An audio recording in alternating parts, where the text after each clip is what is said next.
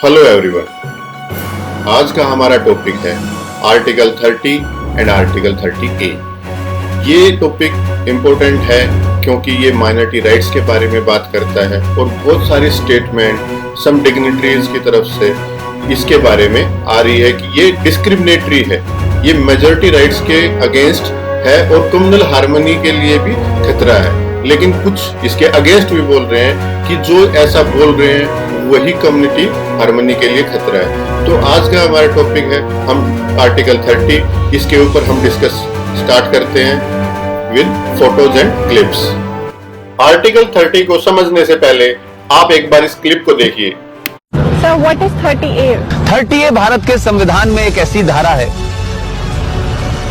ये धारा ये कहती है कि हिंदू अपने धर्म की शिक्षा नहीं दे सकता, अपने कॉलेज में नहीं दे सकता, प्राइवेट कॉलेज में नहीं दे सकता, इसके लिए कॉलेज नहीं बना सकता, और जो सरकार के जो कॉलेजेस हैं उसमें नहीं दी जा सकती। लेकिन एक धारा है 30, वो 30 धारा मुसलमानों को इस बात की इजाजत देती है कि वो अपनी मजहब की शिक्षा के लिए कॉलेज खोल सकते हैं, वो मदरसे चला सकते हैं, क्रिश्चियन अपने मदरसे चला सकते हैं, स्कूल इंस्टीट्यूशन चला सकते हैं। अब इस स्टेटमेंट के बारे में मैं आपको ये बताना चाहता हूँ कि ये जो आर्टिकल 30 है ये माइनॉरिटी के बारे में बात करता है, किसी पर्टिकुलर धर्म के बारे में नहीं बात करता। क्योंकि माइनॉरिटी जितनी मुसलमान और क्रिश्चियन है उतनी ही माइनॉरिटी राइट्स इंडिया में बुद्धिस्ट, जैन, पारसी और सिखों को भी दिया जाता है। तो ये कोई स्पेसिफिक नहीं है कि सिर्फ मुसलमान या क्रिश्चियन ही अपने इंस्टीट्यूशन चला सकते हैं, ये सिख भी चला सकते हैं, क्रिश्चियन भी चला सकते हैं, बुद्धिस्ट भी चला सकते हैं और पारसीज भी चला सकते हैं। और दूसरी बात, क्या ये आर्टिकल सिर्फ रिलीजियस माइनॉरिटी के बारे में बात करता है? नहीं, गलत। ये रिलीजियस के साथ साथ लिंग्विस्टिक माइनॉरिटीज के बारे में भी बात करता है। इसका मतलब ये है कि अगर कोई लैंग्वेज बहुत कम लोगों के बारे में लोगों से बोली जाती है तो वो लोग उसको कंजर्व करने के लिए अपने एजुकेशनल इंस्टीट्यूट चला सकते हैं और उसके साथ साथ उनको अपनी लैंग्वेज को कंजर्व करने के लिए एफर्ट कर सकते हैं। ये उनका कॉन्स्टिट्यूशनल राइट है। मतलब ये रिलीजियस के साथ साथ लिंग्विस्टिक राइट की भी बात करता है। तो अगर हम बात करें कि ये सिर्फ किसी पर्टिकुलर धर्म या किसी पर्टिकुलर लैंग्वेज के बारे में बात करता है तो वो गलत है। और जब मैं ट्विटर पे इसको स्क्रॉल कर रहा था तो सबसे ज़्यादा कॉमन पिक्चर थी ये जो शेयर की जा रही थी। तो इसके बारे में मैं बता देता हूँ कि ये कह रहे हैं कि टैक्स जो है टेंपल पे लगाया जाता है लेकिन मॉस्क और चर्चेज पे नहीं लगाया जाता। तो इसके बारे में हमारा कॉन्स्टिट्यूशन का आर्टिकल 27 क्लियरली बात करता है कि किसी भी रिलीजियस डिनोमिनेशन पे टैक्स नहीं लगाया जा सकता, चाहे वो टेंपल हो, चर्च हो, मॉस्क हो। तो ये बिल्कुल गलत है। अब हम बात करते हैं इस ट्वीट की। ये ट्वीट में कह रहे हैं कैलाश वर्गिया जी कि देश में संवैधानिक समानता के अधिकार को आर्टिकल 30 सबसे ज्यादा नुकसान पहुंचा रहा है। ये अल्पसंख्यकों को धार्मिक प्रचार और धर्म शिक्षा की इजाजत देता है जो दूसरे धर्मों को नहीं मिलती। जब हमारा देश धर्मनिरपेक्षता का पक्षधर है तो आर्टिकल 30 की जरूरत ही क्या है।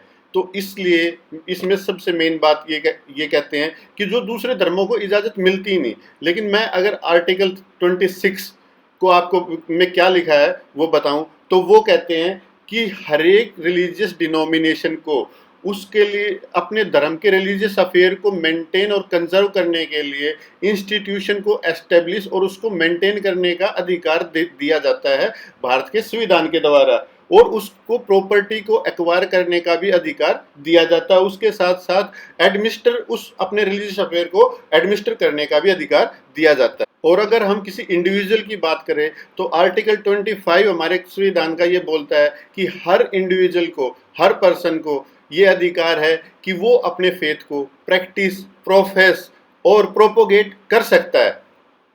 अब हम वापस आर्टिकल 30 पे आते हैं।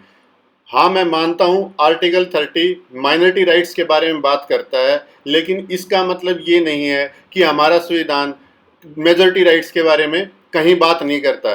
क्योंकि मेजॉरिटी की राइट्स के बारे में बात करता है वो एक कलेक्टिव तरीके से बात करता है जिसमें मेजॉरिटी और माइनॉरिटी आते हैं। उसके लिए एग्जाम्पल हम अगर लेने को बोलें तो आर्टिकल 29 उसमें बोला गया है कि हिंदुस्तान में जो भी कम्युनिटी रहती है उसको अपने लैंग्वेज, स्क्रिप्ट और कल्चर को कंजर्व करने का उनको राइट है। और उसके साथ साथ ये भी बोलते हैं कि किसी भी सिटीजन को उस एजुकेशनल इंस्टीट्यूट में एडमिशन डिनाई नहीं किया जा सकता जो स्टेट ओन्ड या स्टेट फंडिंग से चल रहा है। तो इस चीज को सुप्रीम कोर्ट ने एंडोर्स करते हुए बोला कि ये आर्टिकल किसी माइनॉरिटी राइट के बारे में बात नहीं करता, सिंस इसमें सिटीजन लिखा हुआ है तो ये सब के सारी कम्युनिटीज के बारे में बात करता है।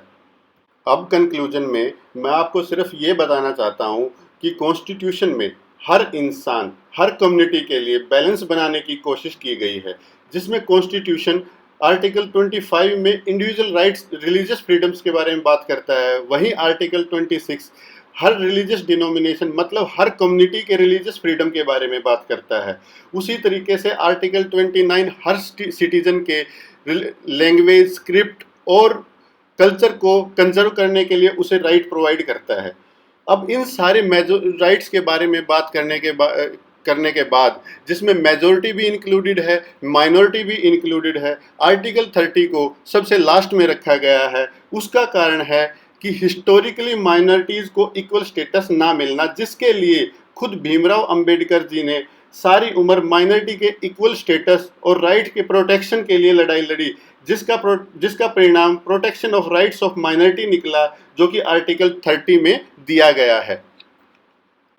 वीडियो कुछ लोगों के लिए इमोशनल भी हो सकता है, लेकिन मेरा पर्पस था फैक्ट्स को क्लियर करना। So thank you very much.